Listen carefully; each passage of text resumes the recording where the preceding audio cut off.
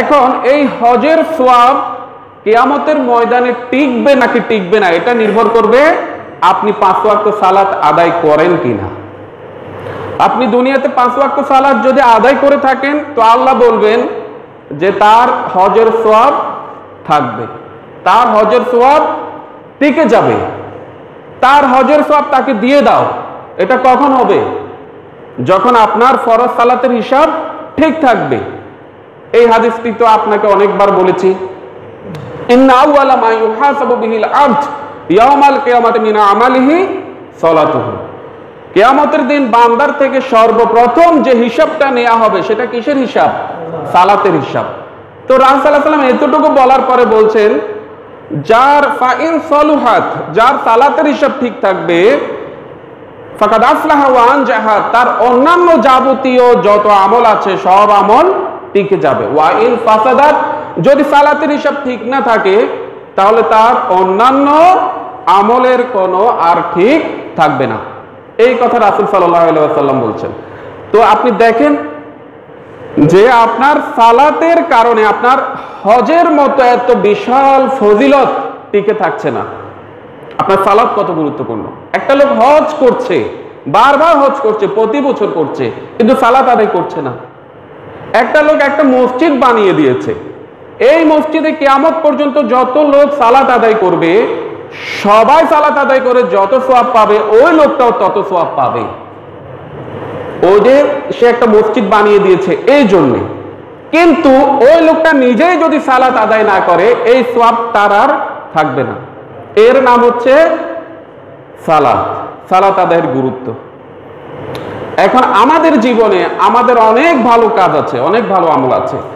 আপনি তো মসজিদে দান সদকা করেন, আপনি তো এতিমখানাতে দান সদকা করেন। তো রাসূল সাল্লাল্লাহু আলাইহি ওয়াসাল্লাম বলেছেন যে দান সদকা করে, যে আল্লাহর রাস্তায় দান সদকা করে, ওই দান সদকা জাহান্নামের আগুনকে এমন ভাবে নিভিয়ে দেয়, যেমন জাহান্নামের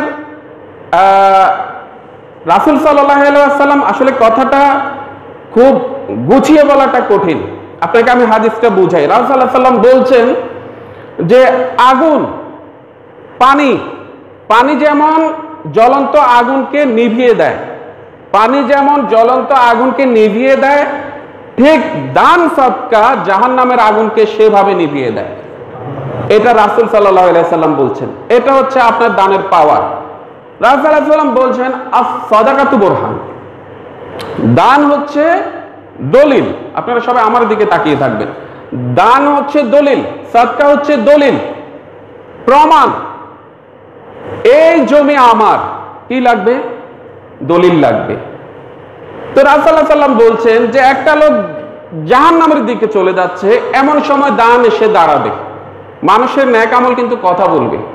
তো দান এসে দাঁড়াবে, দান এসে বলবে, এই যে আল্লাহ দেখেন, এই লোক তো আমাকে দান করেছে, আমি তার সদকা।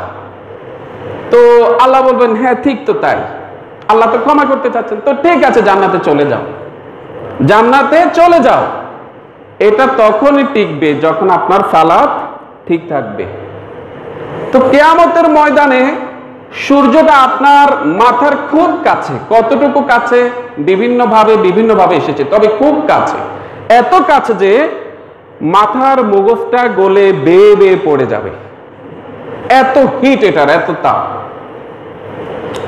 তো এমন সময় আপনার দান আসবে যেভাবে পৃথিবীতে আপনি একটা ছাতা মাথা রেখেছেন রোদ থেকে বাঁচার জন্য, ওই আপনার দান সদকাগুলো আপনার মাথার উপরে ছাতা হয়ে তখন দাঁড়াবে, ছাতা হয়ে দাঁড়াবে। আপনি তখন আর ওই যে সূর্যের যে তাপ, হিট, যাবতীয় বিপদ আপদ থেকে আপনি বেঁচে যাবেন। তখনই আপনি বেঁচে যাবেন যখন আপনার 5 ওয়াক্ত সালাতের হিসাব ঠিক থাকবে। এর নাম হচ্ছে ফরজ সালাত। তো আপনি ফরজ সালাতের প্রতি কতটুকু গুরুত্ব দিচ্ছেন সেটা আপনিই ভালো জানেন। আপনি জাহান্নামে, তো আপনি কেন জাহান্নামে? ফেরেশতারা বলবে, কোরআনের আয়াত আল্লাহ তুলে ধরেছেন, যেটা আপনার সাথে ঘটবে, যেটা আপনার সাথে জাহান্নামে ঘটবে সেটা আল্লাহ বলে দিচ্ছেন। আল্লাহ কি বলছেন? যে ফেরেশতারা আপনাকে বলবে, আপনি এই প্রশ্ন শুনবেন, এটা কোরআনের আয়াত, সূরা আল মুদ্দাসিরে বলা হচ্ছে যে মা সালাকাকুম ফি সাকার, আপনাকে এই প্রশ্ন করা হবেই হবে যদি আপনি জাহান্নামে যান। আপনি যদি জাহান্নামে যান আপনাকে এই প্রশ্ন করাই হবে, আমাকেও করা হবে যদি আমাদের ভাগ্যে জাহান্নাম থাকে। আল্লাহ আমাদেরকে জাহান্নাম থেকে হেফাজত করুন, আমরা দোয়া করি আমিন। তো যদি জাহান্নামে যানই যান তো ফেরেশতারা বলবে মা সালাকাকুম ফি সাকার, আচ্ছা এই জাহান্নামে কেন আসলে, এই জাহান্নামে কেন? আমরা অনেক সময় মানুষকে জিজ্ঞেস করি এই যে তোমার পাটা ভাঙলো, তুমি জানো এখানে বিপদ আছে, এখানে দৌড়ালে তুমি পড়ে যাবে, কেন দৌড়াইলা? আমরা কিন্তু কারণটা জানি, সে এখানে দৌড়ানোর কারণে তার পাটা ভেঙে গেছে। এখন ফেরেশতারা তো জানে আপনি জাহান্নামে কেন এসেছেন, তারপরও আপনাকে বলা হবে, আপনার থেকে উত্তরটা নেওয়া হবে যেন কোনো ধরনের অভিযোগ আপনার না থাকে। তো ফেরেশতারা আপনাকে বলছে, কি বলছে? মা সালাকাকুম ফি সাকার, জাহান্নামে কেন, কেন এলে জাহান্নামে? এক নাম্বার যে উত্তরটা আপনি দিবেন সেটাও আল্লাহ বলে দিচ্ছেন, আপনি বলবেন, আমি বলবো ক্বালু লাম নাকু মিনাল মুসাল্লিন, আমরা কি ছিলাম না? মুসল্লি ছিলাম না, সালাত আদায়কারী ছিলাম না।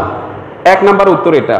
দেখেন আপনি কিন্তু বলেন না যে আমি দান সদকা করি নাই তাই জাহান্নামে, আমি রমজানের সিয়াম রাখি নাই তাই জাহান্নামে, মা বাবার খেদমত করি নাই তাই জাহান্নামে, আমি হজ করি নাই তাই জাহান্নামে। এসব কোনো কিছু আপনার উত্তর হবে না। উত্তর হবে কি? ক্বালু লাম নাকু মিনাল মুসাল্লিন, আমি সালাত আদায়কারী ছিলাম না। তাহলে জাহান্নামে যাওয়ার এক নাম্বার কারণ কি? সালাত। সেই সালাতের ব্যাপারে আমি আর আপনি কতটুকু গুরুত্ব দিচ্ছি? আপনাকে তো দুনিয়াতেই বলা হচ্ছে আপনি যদি সালাত আদায় না করেন তো কিয়ামতের মাঠে আল্লাহ বলবে ওই যে ফেরাউন, ফেরাউন তো জাহান্নামে আছে, তার সাথে তাকে উঠাও। কানা ইয়াউমাল কিয়ামাতি মা ফিরাউন, যে সালাত আদায় করবে না তার বিচার কার সাথে হবে? ফেরাউনের সাথে। হাদিসে পেয়েছি এটা। ফেরাউন পৃথিবীর সবচাইতে নিকৃষ্ট লোকদের তালিকার মধ্যে এক নম্বরে আছে ফেরাউন। সেই ফেরাউনের সাথে আপনি মুসলিম হয়েও উঠতে হবে, এর চাইতে লজ্জার বিষয় আর কি হতে পারে? একটাই অপরাধ, কি? আপনি সালাত আদায় যদি না করেন।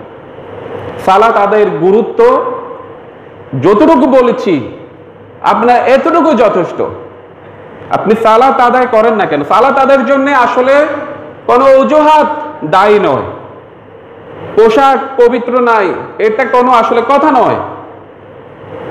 আপনি সালাত আদায় করেন না কারণ আপনার ইচ্ছা হয় না। আপনি সালাত আদায় করবেন শুধু ইচ্ছা করেন, ইচ্ছা করলেই সালাত আদায় করা যায়, শুধু ইচ্ছে দরকার। এই পৃথিবীতে এমন কেউ নেই যে আপনাকে সালাত আদায় করতে বাধা দিচ্ছে। হ্যাঁ, বিভিন্ন জায়গা আছে, তবে বাংলাদেশের কথা ধরি, আপনার এলাকার কথা ধরেন, আপনাকে কেউ সালাত আদায় বাধা দিবে? আজকে যদি আপনি আসরের সালাত আদায় করবেন, বাড়ি থেকে বের হয়েছেন, কোথায় যাচ্ছেন? মসজিদে যাচ্ছেন, না সালাত আদায় করা যাবে না, এই কথা কেউ কি বলবে?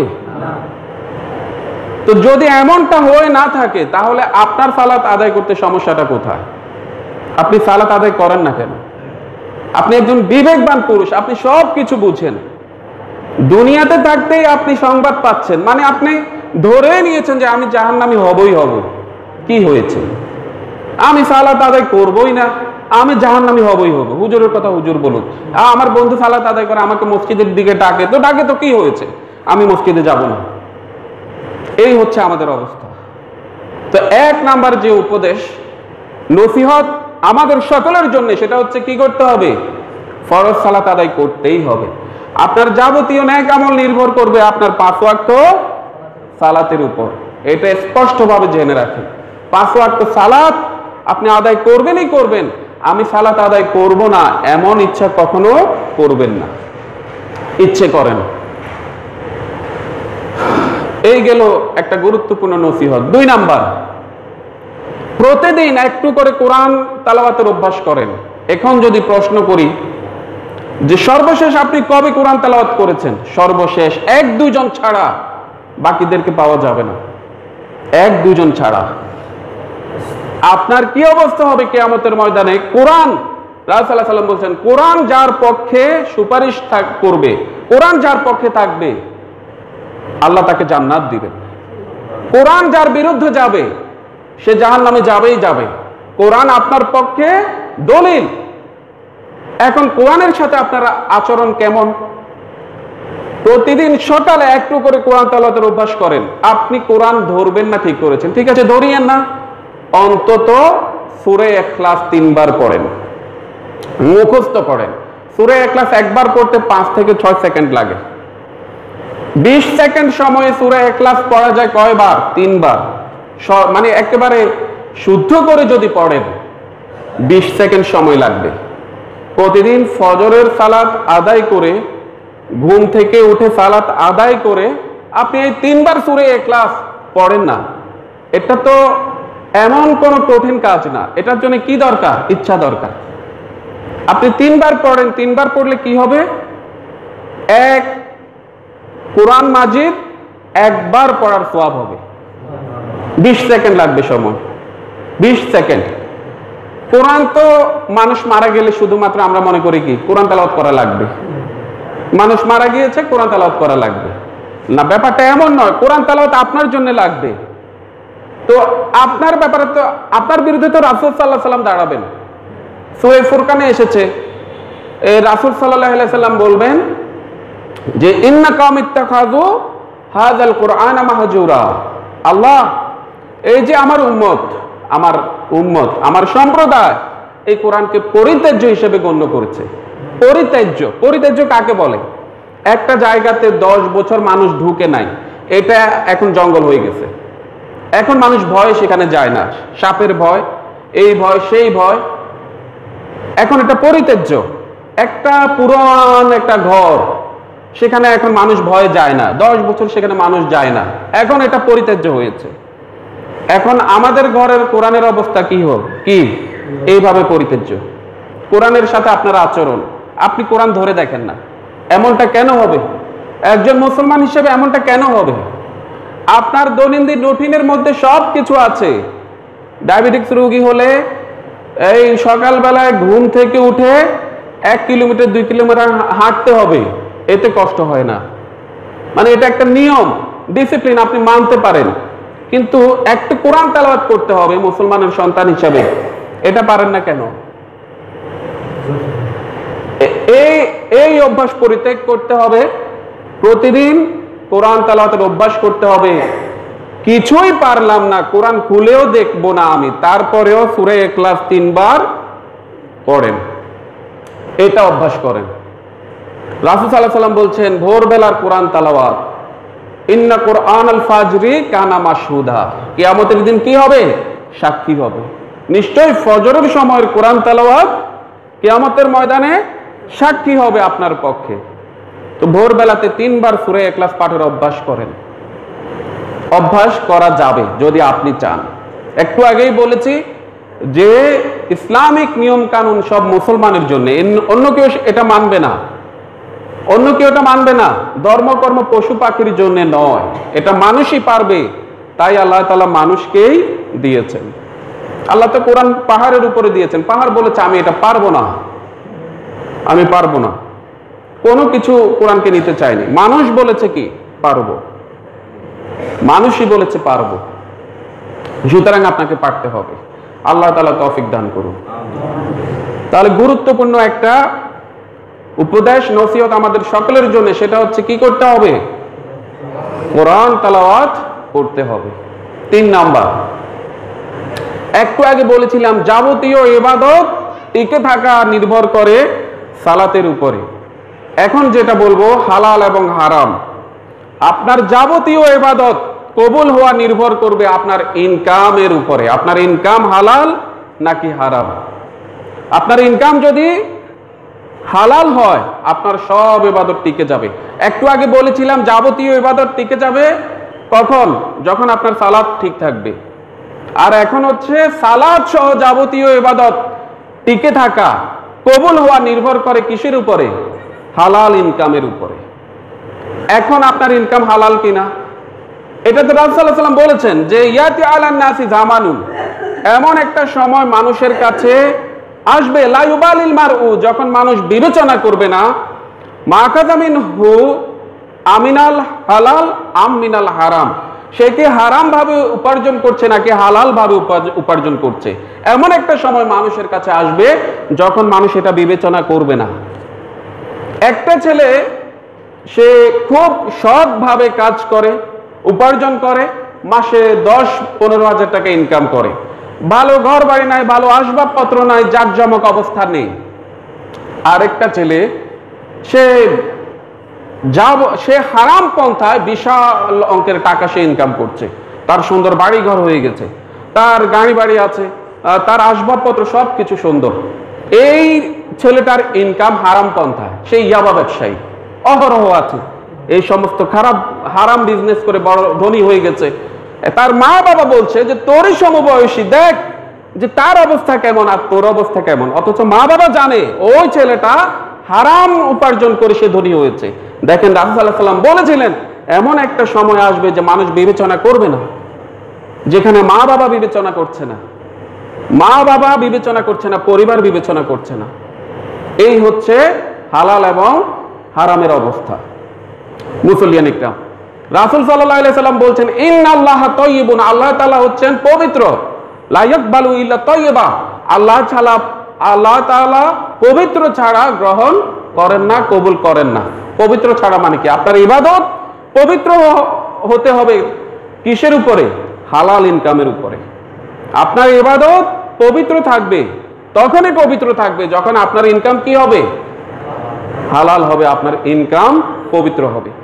একেবারে বুখারী মুসলিমের হাদিসে এসেছে লা ইয়াসাদু ইলাল্লাহি ইল্লা তাইয়্যিব, যে আল্লাহ তাআলার কাছে কোনো ইবাদত উঠানোই হয় না।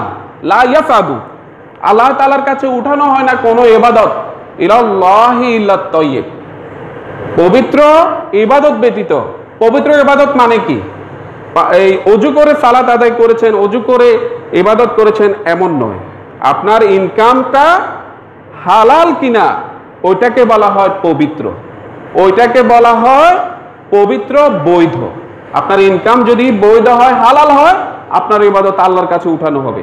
যদি হালাল না হয়, রাসূল সাল্লাল্লাহু আলাইহি ওয়াসাল্লাম বলছেন লা ইয়াসাদু ইলাল্লাহ, আল্লাহ তাআলার কাছে উঠানো হবে না ইল্লা তাইয়্যিব, বৈধ ইনকামের উপার্জন ছাড়া কোনো ইবাদত আল্লাহর কাছে উঠানো হবে না, কোনো দোয়াই কবুল হবে না। আপনি দোয়া করবেন, আপনার দোয়া কবুল হবে না। আপনি হজ করবেন হারাম টাকায়, হজ কবুল হবে না, এই কথা রাসূল সাল্লাল্লাহু আলাইহি ওয়াসাল্লাম বলছেন। আপনি সালাত আদায় করবেন, সালাত কবুল হবে না। দান সদকা করবেন, কবুল হবে না, এটা রাসূল সাল্লাল্লাহু আলাইহি ওয়াসাল্লাম বলছেন। এটা হচ্ছে হালাল এবং হারামের গুরুত্ব। আপনি জান্নাতে যাবেন না, আপনি 5 ওয়াক্ত সালাত আদায় করেন, আপনি হজ করেন, আপনি যাকাত দেন, সব কিছুই করেন, তারপরে আপনি জান্নাতে যাবেন না। রাসূল সাল্লাল্লাহু আলাইহি ওয়াসাল্লাম বলেছেন যাবেন না।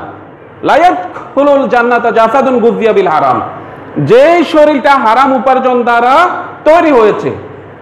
আপনি ইনকাম করেন 15,000, আপনার ঘরে খাবার আসে 50,000 টাকার। আপনি একটা সরকারি চাকরি করেন, 15,000 টাকা বেতন পান, কিন্তু আপনার ঘরের আসবাবপত্রের বিশাল অবস্থা, আপনার খাবার দাবারের বিশাল অবস্থা, আপনার হাতের মোবাইলের বিশাল অবস্থা, 1 লাখ টাকার মোবাইল, বেতন পায় কত? 15,000। তো এখন যদি আপনার এই উপার্জন যদি হারাম হয়, আপনি হারাম খেয়ে আপনি বেঁচে আছেন, তো রাসূল সাল্লাল্লাহু আলাইহি ওয়াসাল্লাম বলছেন এই শরীরটা যতই সুন্দর হোক, যতই দামি সাবান দিয়ে ধোয়া হোক, যতই দামি কাপড় চোপড় দিয়ে তাকে ঢেকে রাখা হোক, এই শরীর জান্নাতে যাবে না। লা ইয়াদখুলুল জান্নাতা জাসাদুন গুযিয়া বিল হারাম, যে শরীরটা হারাম উপার্জন দ্বারা তৈরি হয়েছে, এই শরীর জান্নাতে যাবে না। দোয়া করবে, কবুল হবে না। কাবা শরীফ দেখে দোয়া করলে দোয়া কি হয়? কবুল হয়। বৃষ্টির সময় দোয়া করলে দোয়া কবুল হয়। কাবা শরীফ গিয়ে দোয়া করছে, যদি রাসূল সাল্লাল্লাহু আলাইহি ওয়াসাল্লাম হাদিস এভাবে না বলতেন, হ্যাঁ কাবা শরীফ দেখে দোয়া করেছেন, দোয়া কবুল হয়ে গেছে, কিন্তু রাসূল সাল্লাল্লাহু আলাইহি ওয়াসাল্লাম বলেছেন কি? একটা লোক আল্লাহর কাছে দোয়া করছে, মুসাফিরের দোয়া ফিরিয়ে দেয়া হয় না। তো রাসূল সাল্লাল্লাহু আলাইহি ওয়াসাল্লাম বলছেন, সে আল্লাহকে বলছে ইয়া রব, ইয়া রব, আমাকে এই দেন, এই দেন, এই দেন, আমার বিপদ আপদ দূর করে দেন, আমাকে জান্নাত দেন, আমাকে জাহান্নাম থেকে মুক্তি দেন। তো রাসূল সাল্লাল্লাহু আলাইহি ওয়াসাল্লাম বলছেন ওয়া মাতাবুহু হারাম, লোকটা তো হারাম খায়, ওয়া মাশরাবুহু হারাম, হারাম পান করে, ওয়া মালসাবুহু হারাম, হারাম টাকার উপার্জনে জামা কাপড় পরে, ওয়া গুযিয়া বিল হারাম, হারাম টাকার উপার্জনে তার শরীরটা বেঁচে আছে। ফান্না ইস্তাজাবু লিযালিক, বলো তো এমন অবস্থায় আল্লাহ তার দোয়া কিভাবে কবুল করবে? এই হচ্ছে অবস্থা। তো গুরুত্বপূর্ণ যে উপদেশ সেটা হচ্ছে কি করা যাবে না, কখনো হারামের কাছে যাওয়া যাবে না, হারাম ইনকাম করা যাবে না, হারাম থেকে বেঁচে থাকতে হবে। প্রত্যেকটা মুসলমানের জন্য গুরুত্বপূর্ণ একটা উপদেশ যে হারাম উপার্জন করা যাবে না। এরপরে গুরুত্বপূর্ণ উপদেশ আপনার জন্য, কখনো শিরক করা যাবে না। আপনি একজন মুসলিম হিসেবে কখনো কি করা যাবে না, শিরক করা যাবে না। এই দেশের মুসলমান হাসতে হাসতে শিরক করে, হাসতে হাসতে। নাতির দাঁত পড়েছে তো দাদি বলছে ওই যে ঘরের কোণে ইঁদুরের একটা গর্ত আছে, যা ইঁদুরের কাছে যা, গর্তের কাছে গিয়ে বল এই যে তোর দাঁতটা তো সুন্দর না, ইঁদুরকে বল ইঁদুর। আবার মামাও ডাকতে বলে, তো ইঁদুর মামা, আমার দাদি বলেছে আপনি আমার মামা হন, আপনাকে আপনার গর্তে এই দাঁতটা দিয়ে দিতে, আপনার সুন্দর একটা দাঁত আমাকে দিয়ে দিতে। ইঁদুর কি দাঁত দেওয়ার মালিক? ইঁদুর যা দিতে পারে হয়ে গেল, আল্লাহ তা দিতে পারে। আল্লাহ যা দিতে পারে বুঝে যাচ্ছে ইঁদুরও তা দিতে পারে। আমি বলছিলাম হাসতে হাসতে শিরক করে। তো রাতে আপনারা 4 ভাই বোন বসেছেন, আপনার মা বাবা বসেছে, তো একটা পরামর্শ করছেন, এমন সময় টিকটিকি টিকটিক করে ডাক দিল। তো আপনার আম্মা বললো হ্যাঁ কথা তো আসলে ঠিক ঠিক, ইঁদুর আরে টিকটিকি তো বলে দিয়েছে ঠিক ঠিক। তো তার মানে কি, আপনার কোনটা ভালো সেটা টিকটিকি জানে, মানে আল্লাহ যা জানে টিকটিকিও তা জানে। আমি বলছিলাম যে এই দেশের মানুষ হাসতে হাসতেও কি করে, শিরক করে। জোড়া কলা খাওয়া যাবে না, যদিও কথাটার কোনো গুরুত্ব নাই, মানে আপনার কাছে মনে হচ্ছে যে হুজুর বলছে যে জোড়া কলা, এটা মুরব্বীরা বলে তো কি হয়েছে, আশ্চর্যের ব্যাপার। বললো যে কি জোড়া কলা খেলে জোড়া বাচ্চা হবে, তার মানে কি আল্লাহ বাচ্চা দেওয়ার মালিক, আবার জোড়া কলাও বাচ্চা দেওয়ার মালিক। আমি বলছিলাম আপনাকে বুঝাতে চাচ্ছি যে আপনি হাসতে হাসতেও শিরক করেন, এগুলা হয় কিনা? হয়।